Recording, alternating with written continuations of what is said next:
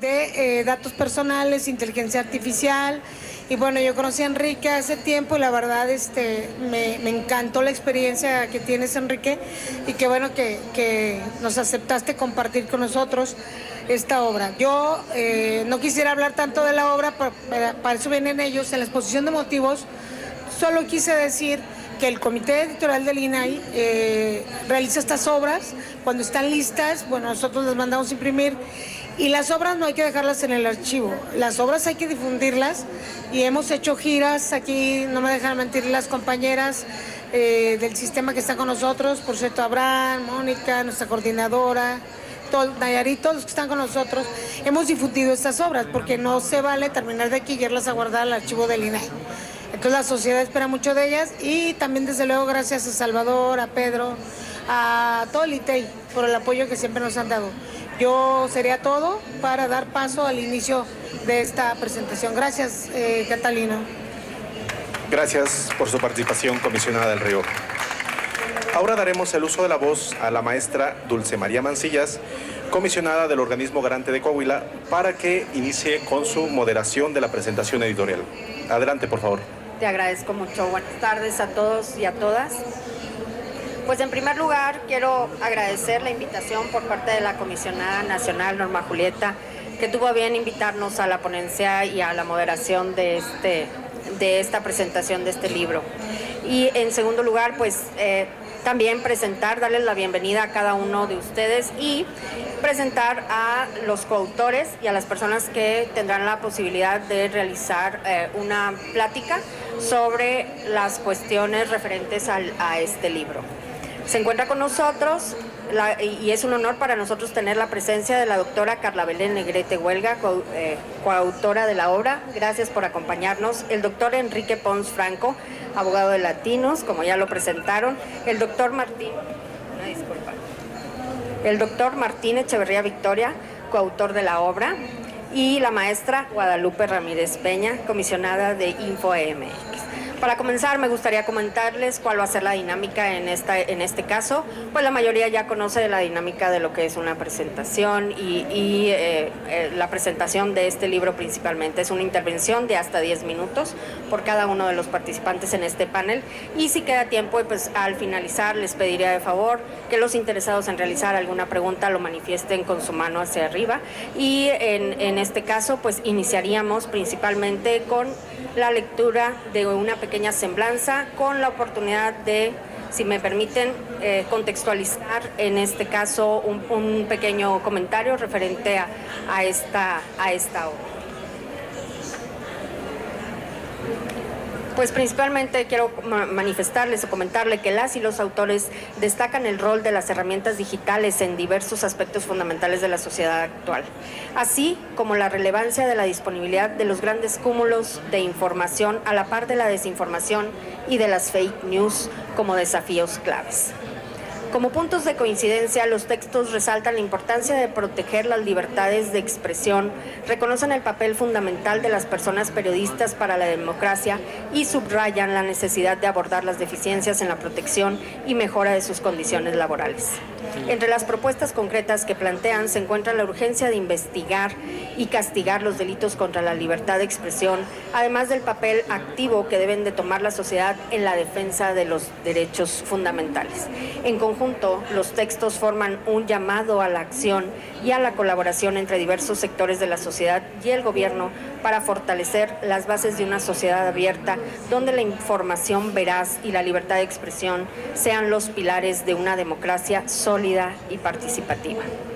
Ahora bien, cederé el uso de la voz al doctor Enrique Pons Franco, abogado de Latinos, pero no sin antes quisiera mencionar parte de su semblanza. Es licenciado en Derecho, egresado de la Universidad Juárez Autónoma de Tabasco, con doctorado en Derecho Financiero y Tributario en la Universidad de Salamanca, así como doctor en Derecho por la Universidad Olmeca de Tabasco.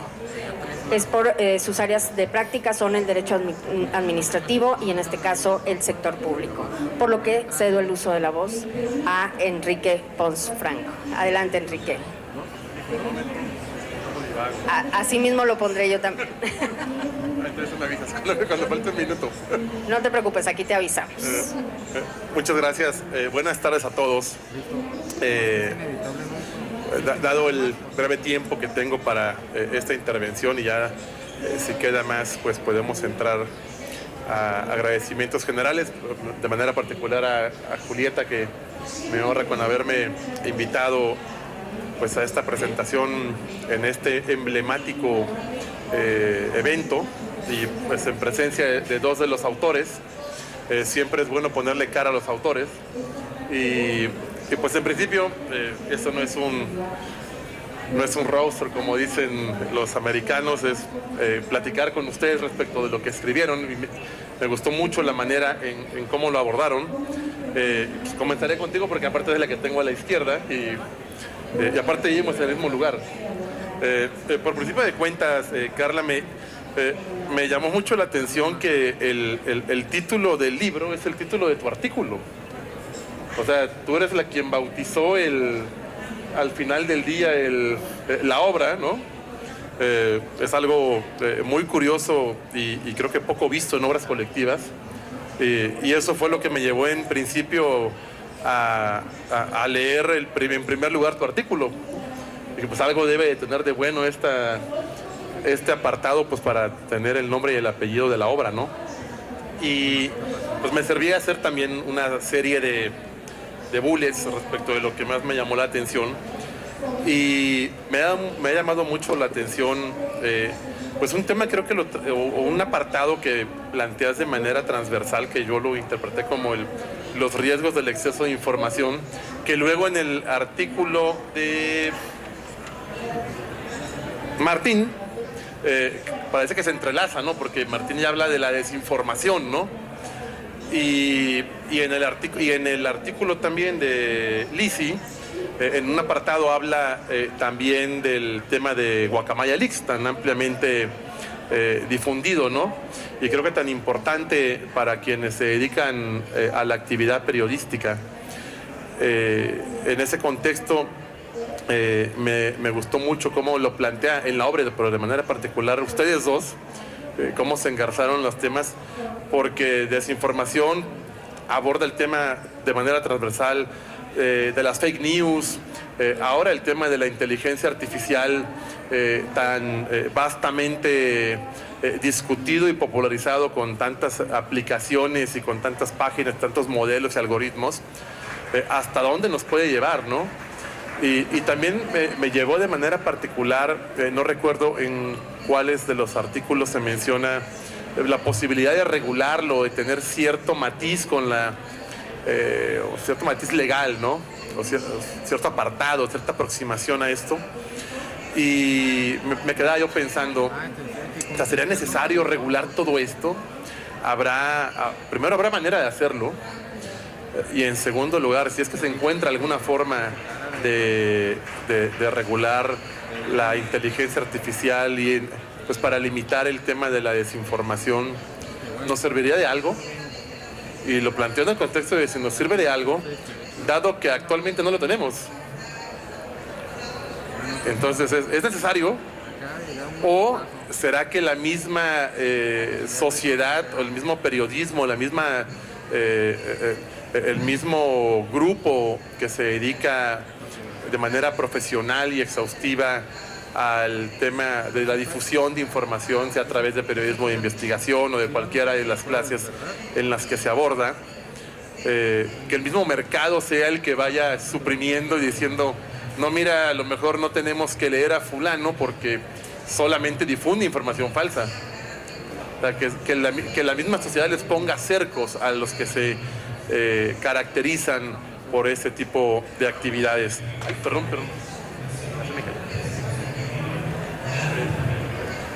Ahora, bueno, eso es lo que más me llamó la atención de tu capítulo. Y bueno, en tu capítulo, Martín, relativo a la desinformación como un obstáculo del derecho a saber, pues lo dejé hasta el final, incluso en el breve resumen que hice, porque en casi todos los artículos anteriores pues extraje 5 bullets de lo que más me gustó. Pero en el tuyo traje 16. y les recomiendo que los lean, realmente no los voy a mencionar en el orden que lo hice, pero me gustó mucho, por ejemplo, cómo abordas el tema de los bots, trolls en elecciones, cómo pasas por ese camino, cómo lo traes hacia la polarización y el engaño, cómo vas relacionándolo con la inacción estatal frente al problema, también el hackeo y las campañas negras. Hace poco, casualmente, escribí un artículo en Latinus sobre eso. Creo que por eso me gustó tanto o fui tan empático con tu participación, dado que ahora los mismos algoritmos de inteligencia artificial, bien aplicados de una manera profesional, pues te pueden llevar a poder parametrizar con toda una data exacta qué es lo que no le gusta leer a una sociedad, a un segmento medio de la población, qué es lo que puede tener más impacto. Yo mismo de manera personal lo he hecho cuando voy a hacer un artículo o una de mis colaboraciones, no es comercial, pero léanme los domingos si quieren, tan buenas. Entonces dije, un día hice el ejercicio de decir, bueno, ¿qué es lo que más pegaría si yo quisiera escribir sobre tal línea que llegara a este tipo de personas? Y ya puliendo de manera pues un poco más curtido, más de fondo el prompt con el que yo quería trabajar, pues me dio 5 líneas y dije, bueno, ahora voy a escribir de eso a ver si es cierto. Y sí fue mi sorpresa que sí, ese artículo pues sí corrió como hasta los 300,000 lectores, ¿no? Entonces, leyendo tu colaboración dices, bueno, ahora imagínate si yo quisiera hacer una campaña negra, ¿qué es a lo que más sería sensible la gente de manera negativa sobre un candidato, ¿no? Para crear todo un ejercicio de fake news. A lo mejor, si yo sé que en tal comunidad le va a pegar que hable del tema del aborto o del matrimonio entre parejas del mismo sexo o de legalización de drogas, temas que se vuelven tabús en la sociedad, pues ahora imagínate que lo focalizas para que lo lean ahí y para que lo lea el segmento de población de votantes que a lo mejor van a votar por primera vez.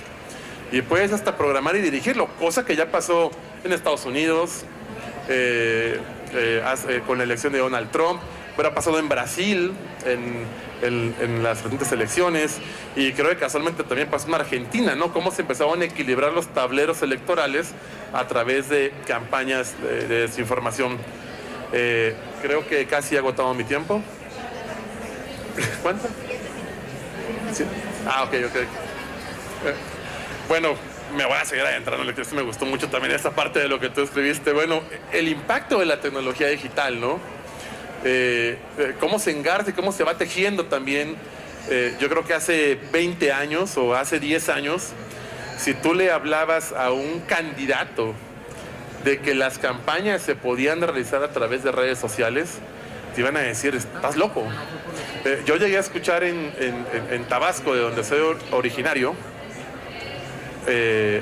a un precandidato a gobernador hace, creo que ya 12 años, un aspirante.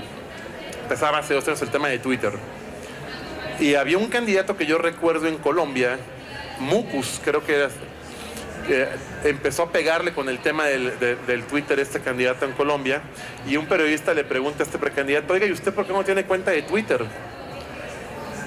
Una persona ya entrada en sus 60 y tantos años, y lo recuerdo contestar, no, es que eso no sirve. Lo que hay que hacer es estar aquí en la radio y en la televisión y con la gente en la base territorial. Dije, no, creo que este señor no sabe de lo que está hablando, o sea, se va a arrepentir de lo que está diciendo. Y a los 6 meses ya, si no tenías una cuenta de Twitter, no existías en el mundo digital. O sea, yo creo que todas ustedes, en su calidad de comisionadas, todas tienen una cuenta de Twitter. Y bueno, y ustedes lo utilizan pues para difusión institucional, académica de lo que van haciendo, ¿no? Pero todo esto engarzado, un ecosistema pues bien llevado, da para mucho, pero también, como tú bien señalas, y los felicito a ambos por este esfuerzo que han hecho. Lean esta obra, por favor, y divúlguenla, inviten a la gente, a sus amigos en las redes sociales a que la lean. Y por último, pues felicitar a todo el equipo del INAI tan profesional como siempre, que nunca agacha la cabeza ante los embates por todos conocidos, Te felicito, Julieta, eres una mujer valiente, tienes mi admiración y estima. Gracias. Gracias.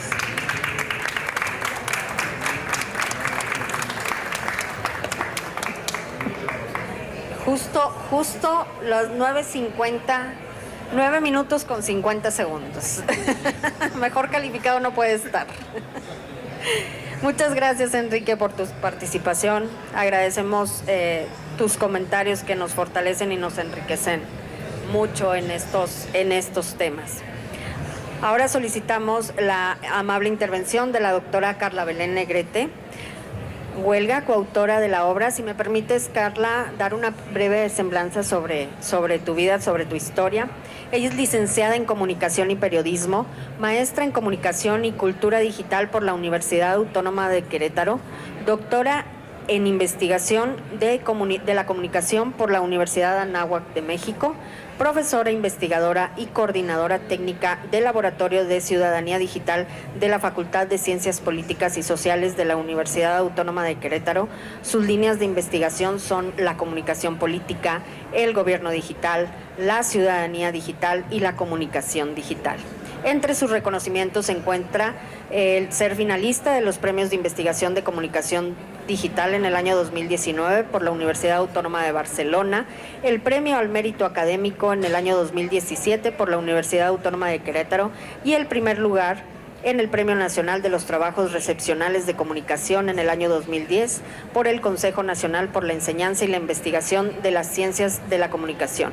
Ha publicado en revistas académicas y libros de México, España y Chile.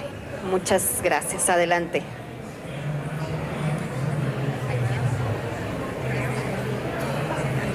Ya quedó, gracias. Pues muchas gracias primero, antes que nada, por la invitación. Agradezco también al INAI por estar aquí, por el esfuerzo que han hecho siempre por recuperar estas voces académicas que nos ayudan a mejorar la democracia, el acceso a la información, la rendición de cuentas. Entonces, antes de comenzar, me quedé con una pregunta por ahí, que era, que comentabas, ¿no? De la necesidad de regulación de la inteligencia artificial. Y si bien no está en el tema del libro, o sea, eso se sale un poquito, pero sí me quedo reflexionando que de alguna manera también las regulaciones van detrás, ¿no? O sea, primero necesitamos tener malas prácticas para que se hagan regulaciones en torno a ciertas cuestiones, ¿no? Con la ley Olimpia y otras cuestiones. Pero creo que sí conecta con una cuestión que tratamos aquí, y es la necesidad de concientizar sobre los riesgos que existen de estas libertades que nos ofrecen los espacios públicos digitales. Y en ese sentido, creo que el libro, los 4 capítulos, son un llamado a ser conscientes de esos riesgos, y no solamente como una labor de las instituciones, de los gobiernos, de la organización civil, sino también como usuarios activos, como ciudadanos que nos opinamos y estamos dentro de los espacios públicos digitales, ¿no? Nos convertimos en ciudadanos digitales. Yo ahí propongo mencionar este concepto. Entonces, ¿qué sucede? Que también dentro de nosotros podemos poner ese granito de arena de decir, voy a utilizar las redes de manera que me informe a través de ellas y no me desinforme, como bien el doctor Martín Echeverría hace en su capítulo, ¿no? Destaco mucho que dice el ciudadano es receptor, escucha y el que comparte la información, ¿no? Somos conscientes y somos responsables de la información que consumimos, porque podemos tener un mar de información, pero somos conscientes nosotros de lo que estamos consumiendo, de lo que estamos nosotros, cómo manejamos la información, lo que compartimos en redes sociodigitales. Entonces, creo que el libro nos ayuda a sensibilizarnos en cuáles son precisamente esos riesgos. Más justo la parte de la sociedad abierta, bueno, pues además estamos en un espacio de diálogo, en flujos de información cada vez más abiertos, en espacios los que me puedo informar de que esta pluma es roja, pero en el otro lado dice que es azul, ¿no? Entonces, cómo estamos nosotros siendo conscientes en este espacio y hasta dónde llega esa libertad de expresión sin vulnerar los derechos humanos de los demás. Entonces creo que el libro es interesantísimo, no solo por eso, sino también por todos los riesgos que se exponen. Al menos sí hago hincapié en algunos de ellos dentro del capítulo en el que colaboro, de las fuentes no confiables, el fraude electrónico, las fake news, la posverdad, la proliferación, los discursos de odio, ¿no? Que esos sí no son regulados por estados ni por instituciones. Somos nosotros como ciudadanos los que requerimos de crear en este sentido una cierta ética para expresarnos a través de redes sociodigitales. Este reto también, por supuesto, como en los capítulos de la doctora Lizy Navarro y Salvador de León, grandes especialistas también en la comunicación política, que me siento también, aprovecho, muy agradecida por estar con grandes especialistas colaborando en el libro. Es reto también para los periodistas, y si bien ellos implican mucho la parte de los dilemas éticos hacia el periodismo y los desafíos laborales que tienen los periodistas, es necesario también como instituciones, como sociedad, conocer en sí cómo está llegando la información a nosotros, ¿no? Desde dónde las personas, los periodistas, los medios comparten la información hacia nosotros. Bien, regreso también a esta cuestión de los usuarios, ¿no? Podemos hacer cambios significativos, podemos dejar que estos riesgos sean menores. Si bien son necesarias las regulaciones, tanto inteligencia artificial como otros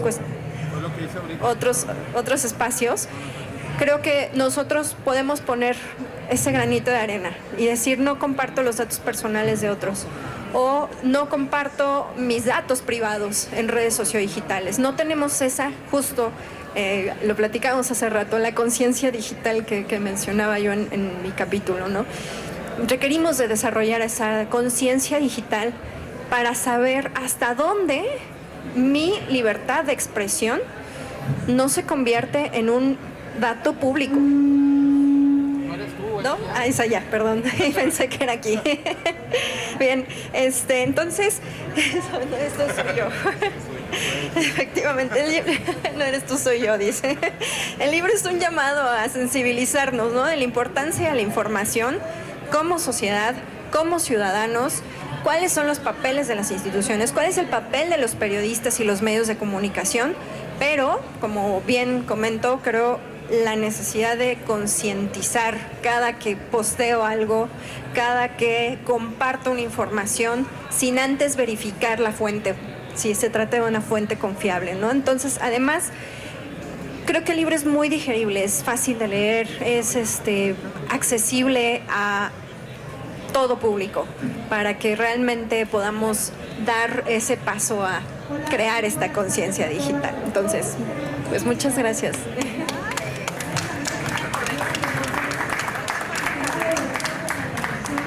Como bien lo comenta, fue tiempo récord. Fueron ideas muy concretas, pero muy claras. Y sí es muy importante esta cuestión de crear una conciencia de la información que nosotros estamos dando a conocer, y la conciencia de la persona que alberga nuestros datos y que los resguarda desde la trinchera en donde se encuentra. Muy interesante, y muchas gracias por tu participación, Carla Belén. Ahora me toca ceder el uso de la voz a el doctor Martín Echeverría Victoria, a quien me permito leer una breve semblanza. Denme oportunidad. Aquí estoy. Traía mi iPad, pero lo olvidé de último momento, entonces estoy a la vieja usanza del papel, ¿verdad? Es doctor en Comunicación y Cultura por la Universidad de Sevilla, maestro en Comunicación Política y Opinión Pública por la Universidad Pompeu de Labra en Barcelona. Miembro del Sistema Nacional de Investigadores, nivel 2, fue vicepresidente de la Asociación Mexicana de Investigadores de Comunicación y preside actualmente la sección de Comunicación Política de la Asociación Internacional de Estudios en Comunicación Social.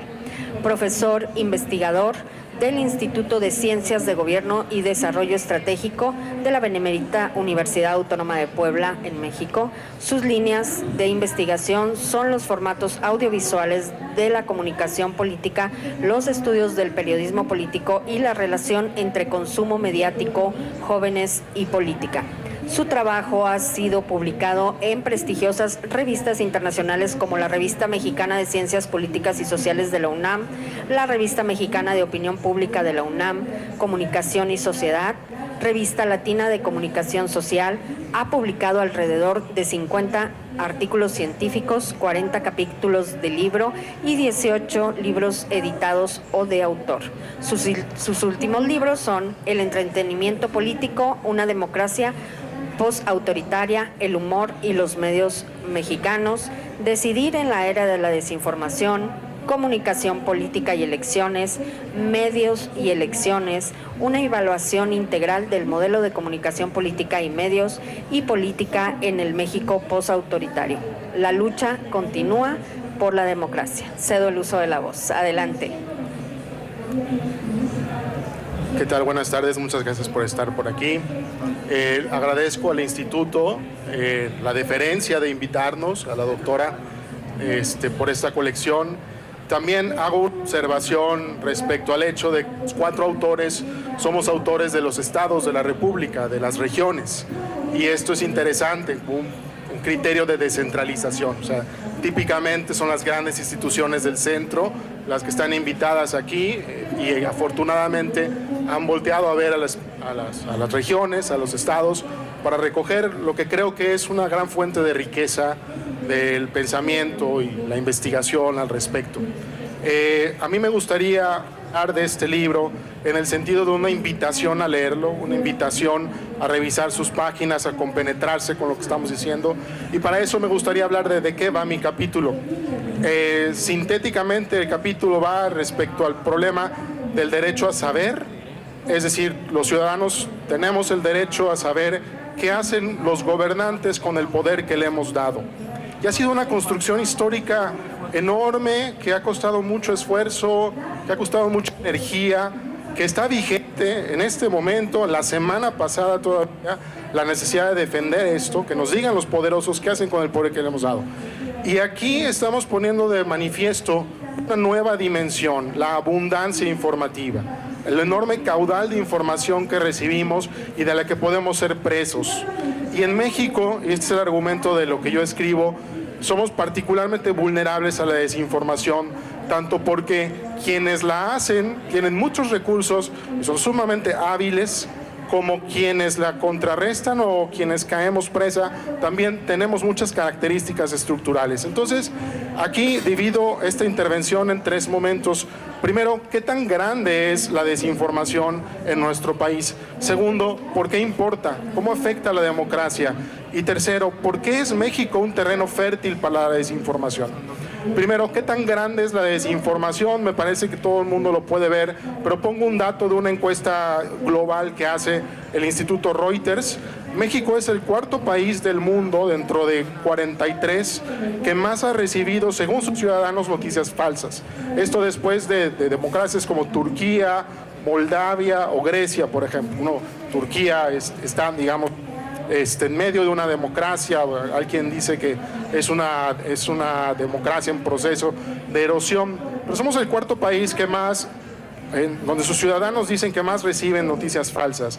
Y luego tenemos elementos anecdóticos. En el 2012, por ejemplo, Gabriel Cuadri, se van a acordar de este candidato, de un día para otro se registró que incrementó sus suscriptores de Twitter 113% de un día para otro, 60,000 cuentas nuevas de un día para otro. Y esto también sucedió en los otros candidatos, por supuesto. Incrementos artificiales enormes en la cantidad y bueno, la intervención deliberada de Twitter en un intento de los candidatos por hacer creer que hay muchos seguidores, cuando en realidad son artificiales. ¿Recuerdan Ayotzinapa? Hubo Ayotzinapa, Todos Somos Ayotzinapa, tiraron Todos Somos Ayotzinapa, crearon Todos Somos Ayotzinapa 2, tiraron Todos Somos Ayotzinapa 2 y finalmente Todos Somos Ayotzinapa 3 lo que vivió. En la elección del 21, por ejemplo, circuló el rumor de que el INE quería hacerle un fraude a Morena, y nosotros medimos en nuestras investigaciones y constatamos que el 14% de la gente creyó eso, que lo vio y además lo dio por sentado, lo dio por cierto. Y además, otro rumor que circuló mucho en el 21, que nosotros medimos también, es que la UNESCO había denunciado que el gobierno federal no compró vacunas para el COVID y que entorpeció la vacunación. 19% de los mexicanos, según la encuesta que nosotros hicimos junto con la Universidad Autónoma de Nuevo León, se creyeron esta patraña. Entonces tenemos una historia bastante complicada de mucha gente creyendo información falsa y muchos actores políticos, algunos directamente en los partidos, algunos subcontratados por los partidos, están generando desinformación, engañando a las personas con mucho éxito, con penetración. Segundo, ¿por qué esto importa? Solo voy a hablar del elemento del argumento electoral.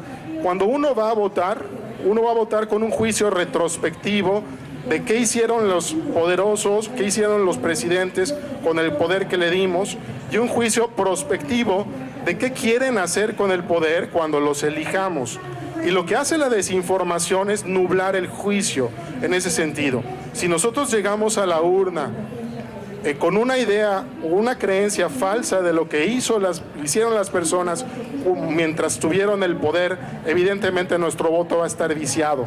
Y si ejecutamos un voto prospectivo de qué puede ser que haga esta persona cuando tenga el poder y está sometido a campañas negras, está sometido hay un concepto que es asesinato de personaje, o sea, campañas negras de lodo, de desinformación, entonces evidentemente también va a llegar con una visión distorsionada de quiénes todos son esos candidatos y si me puedo fiar de ellos. Entonces, ahí hay una afectación a la soberanía y a la capacidad de autogobierno de los ciudadanos, porque para que los ciudadanos se autogobiernen tienen que tener claridad de juicio, y la desinformación lo que hace es minar la claridad de juicio de los ciudadanos y someterlos a la manipulación de intereses externos que no son los genuinos de los ciudadanos y del pueblo.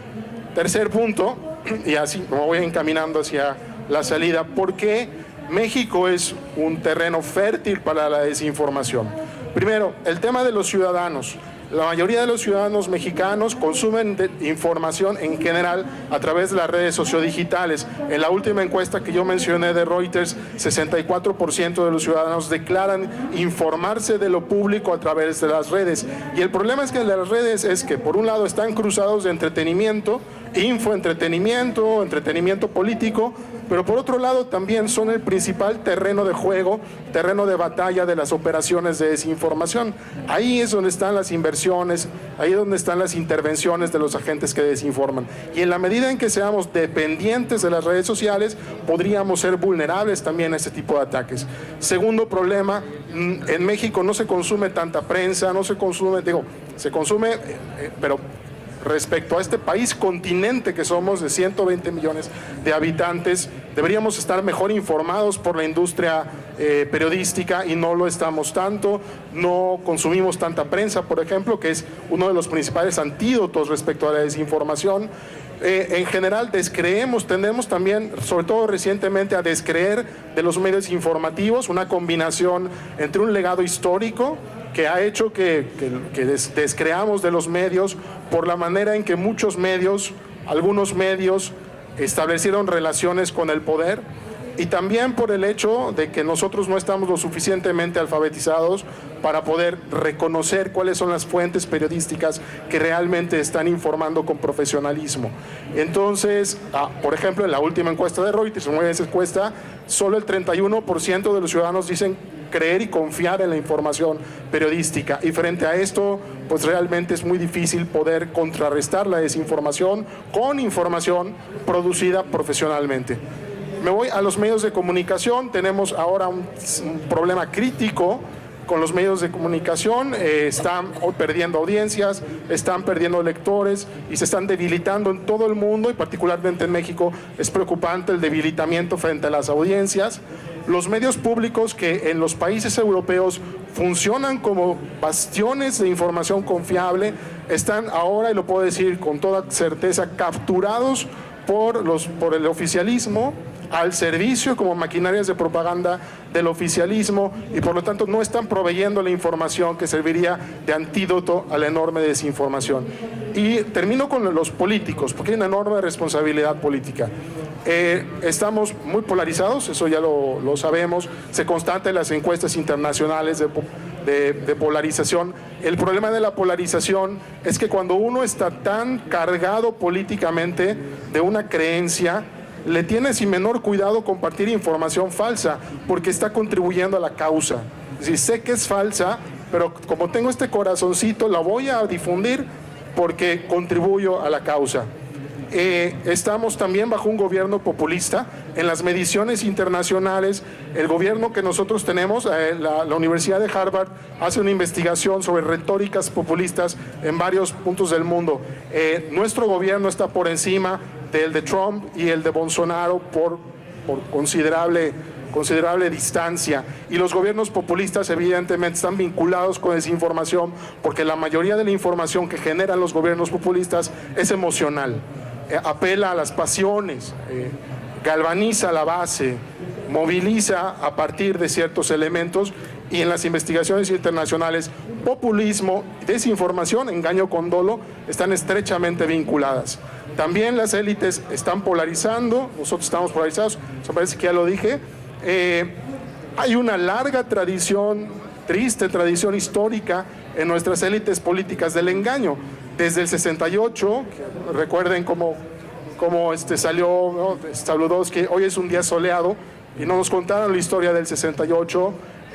Ayotzinapa mismo, que es la verdad histórica, y todas estas patrañas que nos dijeron. Es decir, es casi la mentira de parte de la élite política. Es una larga tradición que ahora está digitalizada, que ahora está refuncionalizada, pero el compromiso de las élites partidistas con la verdad es bastante tenue.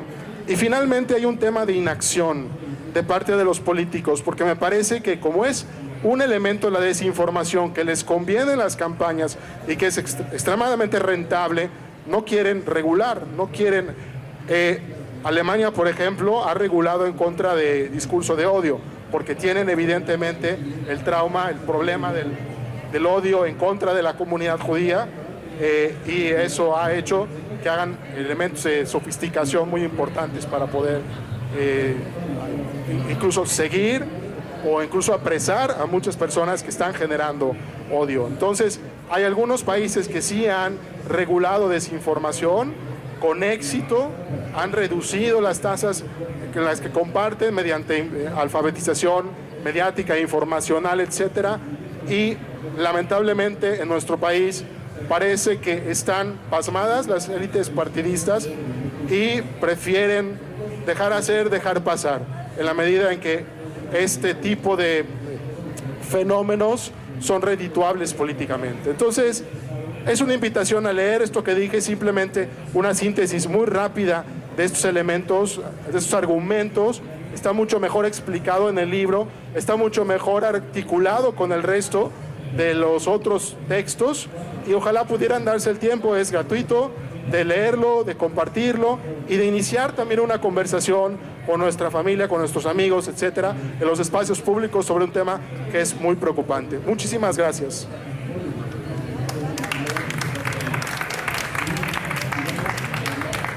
Muchas gracias, Martín. Gracias, Martín, por tu aportación. ¿Se escucha? Ok, gracias. Lo que tú comentas tiene mucha verdad. El hecho de que tomemos decisiones derivado de una desinformación nos trae como consecuencia una decisión en la vida política y en la vida cotidiana de cada uno de nosotros. Entonces, entre más informados estemos, nuestras decisiones podrán ser tomadas con una mayor conciencia social, colectiva y particular. Ahora bien, cedo el uso de la voz a Guadalupe Ramírez Peña, no sin antes comentar una breve reseña sobre su semblanza. Se desempeñó en la oficialía mediadora, conciliadora y calificadora y secretaría del Ayuntamiento de Texcoco. Es licenciada en Derecho por la Universidad Pedro de Gante, Fue secretaria técnica del Comité de Comunicación Social y Asesoría de la 59 Legislatura del Estado de México, coordinadora en la Dirección de Organización en el Instituto Electoral del Estado de Coahuila y es gemela mía de México. Nosotros somos de Coahuila y cedo el uso de la voz. Adelante. Gracias, querida comisionada. Sé que suena repetitivo, pero pues gracias, comisionada Julieta, por esta invitación y sobre todo por ayudarme a leer este pequeño librito, porque me acordé cuando lo estábamos leyendo, porque a veces me ayuda mi equipo a sacar ideas, y lo estábamos leyendo y me acordé de algo que tú dices y que has dicho en los últimos meses. La desinformación sí es perjudicial. La desinformación sí no es beneficiosa para nadie. Y como nosotros somos órganos garantes, cada uno de un estado diferente, y aquí mi querida comisionada de la Federación me hizo reflexionar un poco lo que ellos escriben y lo que ella ha dicho tantas y repetidas veces. Y lo traslado a la desinformación que lo hacía referencia ahorita, tal vez por un gobierno popular, en donde se establecen cuestiones de hablar mal de algunos organismos autónomos, sin estar realmente informados de quiénes somos, qué hacemos y para dónde vamos. Si realmente se dedicaran a investigar los dos derechos que tutelamos, sobre todo en el resto del mundo, se darían cuenta que México está apenas avanzando en nuestros grandes temas. Europa nos lleva a una ventaja impresionante en temas de protección de datos, y hay países de Latinoamérica que están todavía mucho mejor en acceso a la información.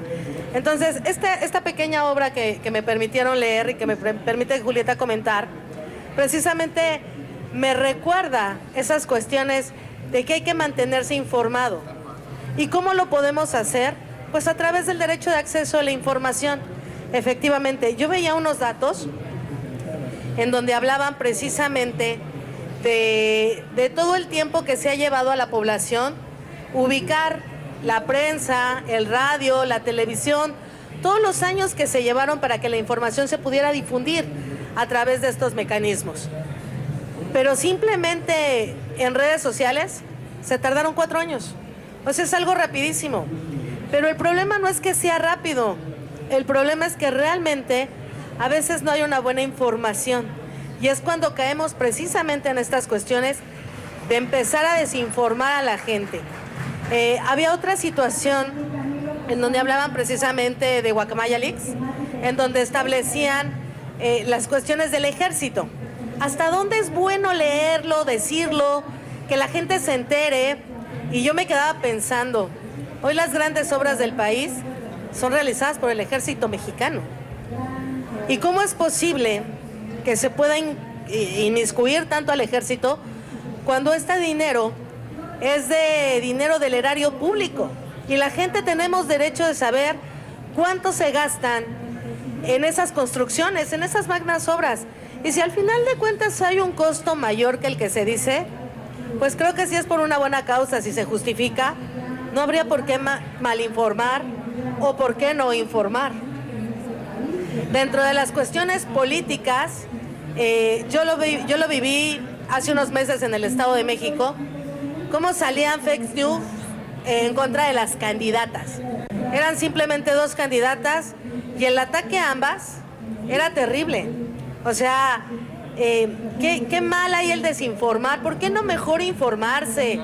Realmente preguntar. Estos libros de periodismo de investigación que se encuentran en el INAI, nos establecen también para qué nos sirve el derecho a acceso a la información y no quedarnos nada más con las opiniones de la prensa en muchos de los casos o con las opiniones de gobiernos populistas. La gente, la ciudadanía, pues puede pedir esta información para poder estar enterados. ¿Qué es lo que a mí me gustó más de esta obra? Pues precisamente esta cuestión hablaban un poquito como de ética, ¿no? El hecho de tener la información, ¿qué haces con ella? ¿La difundes? ¿No la difundes? ¿Cómo se va a difundir este tipo de información que se tiene?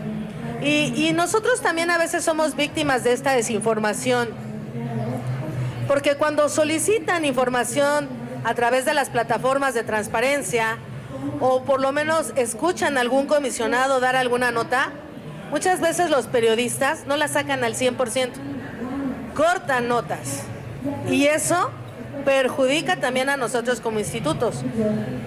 Y creo que eso no es correcto y ahí es donde venía esta cuestión de la ética que hablan. No me gusta hablar mucho de moral y ética porque cada quien tiene su propio punto de vista y su perspectiva sobre los temas.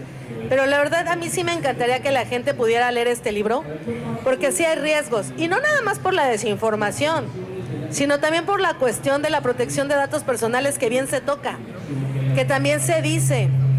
A veces, en este caso, cuando nosotros salimos a dar pláticas o capacitaciones de protección de datos y nos referimos mucho a lo que es la ley Olimpia, que no es otra cosa más que las reformas que se hacen a los códigos penales por cuestiones de contenidos o imágenes sexuales, pues la verdad también ahí hay una serie de desinformación y parece el teléfono descompuesto. Se va desinformando, se va cambiando la versión cuando va pasando de una boca en otra. Entonces yo creo que los riesgos hoy es decir, es que yo escuché, yo oí, yo medio leí, lo decía muy bien, la gente ya no lee, ya no leen periódicos, a veces ya ni oyen noticias o no las ven y hoy todo mundo nos referimos o nos refugiamos y leemos en estos aparatitos. Pero a veces lo único que hacemos es leer un encabezado y no nos metemos al fondo. Y ahí es donde empezamos a ver el encabezado y empieza la desinformación. Porque a veces el encabezado nada más es algo que hace referencia a que es totalmente diferente a un artículo, ¿o no? Eso es lo que yo he visto. Por eso me parece muy importante este tipo de lecturas, que aparte son muy chiquitas, que se leen en un ratito y que todos los que nos comparten ellos nos haga reflexionar. La gente lee los avisos de privacidad para empezar. Todo mundo le damos a aceptar, porque si no le damos a aceptar, pues no podemos ingresar a las redes o a cuestiones, juegos o algunas otras situaciones. Pero yo les decía, más allá de leer, ¿realmente entendemos lo que dice o nada más nos malinformamos? Porque no aceptamos, yo recuerdo hace muchos años en Facebook, decían que si compartían un texto, Facebook ya nos iba a robar ni nuestras imágenes, ni nuestros correos, ni nuestros contactos, ¿no? ¿Qué desinformación se estaba dando en redes sociales? Porque no nos damos cuenta de que al momento de dar a aceptar, todos concebimos o concedemos que accedan a nuestra información personal. Y eso es parte de la desinformación que habla precisamente. Y esta sociedad, pues, sociedad abierta o cerrada más bien nada más a unos ciertos medios de comunicación, porque ya no se abren a leer, a investigar, a corroborar.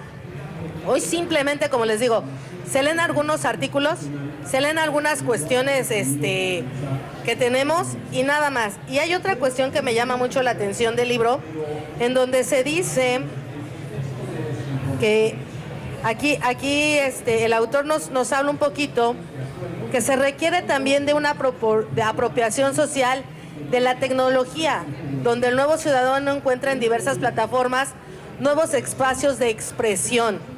Pero ¿qué tipo de expresión nos estamos refiriendo? A veces solamente es para hablar mal de otras personas, a veces solamente es para ofender, para insultar. Nosotros no tenemos, de alguna manera, de verdad esta cuestión de poder leer. ¿Y quién tiene el poder? Nosotros. Si somos ciudadanos informados, si somos ciudadanos realmente que corroboramos las notas, yo creo que podemos crecer como sociedad y realmente ser una sociedad abierta. Yo lo único que me gustaría decir, y voy a hacer más récord, es precisamente esta cuestión.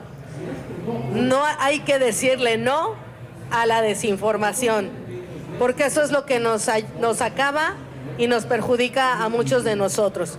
Somos órganos que de verdad nos dedicamos a tratar de dar lo mejor para que el ciudadano siempre se mantenga informado.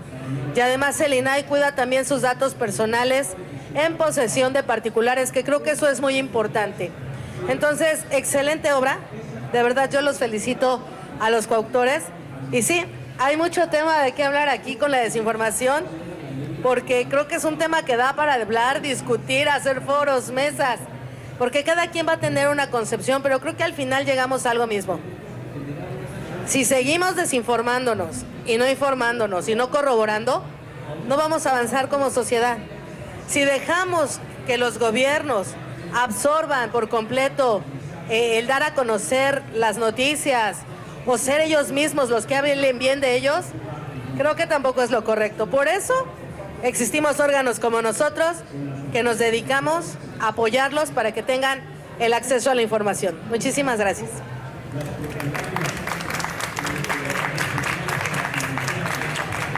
Muchas felicidades, Lupita, por tu aportación. No sé si exista alguna persona que quiera realizar alguna pregunta en este panel. En caso de que no sea así, pues tendremos la oportunidad de realizar la conclusión. ¿Hay alguien más que quiera participar el día de hoy con alguna aportación? Excelente. A manera de conclusión, lo único que quiero comentar es que nos llevamos grandes conocimientos de aquí. Yo creo que el día que en esta Feria Internacional del Libro y que nos estamos sentando en este panel con una concepción de las ideas que teníamos, yo creo que al momento de levantarnos de estas sillas nos vamos con un concepto totalmente distinto, ¿no? Principalmente la cultura de la inmediatez. La cultura de la inmediatez es una situación que nos ha estado arrollando a cada uno de nosotros, y desde el momento en que no tenemos cierta frustración a la espera, no tenemos la oportunidad de realizar un análisis tan sucinto como lo que han venido realizando el día de hoy.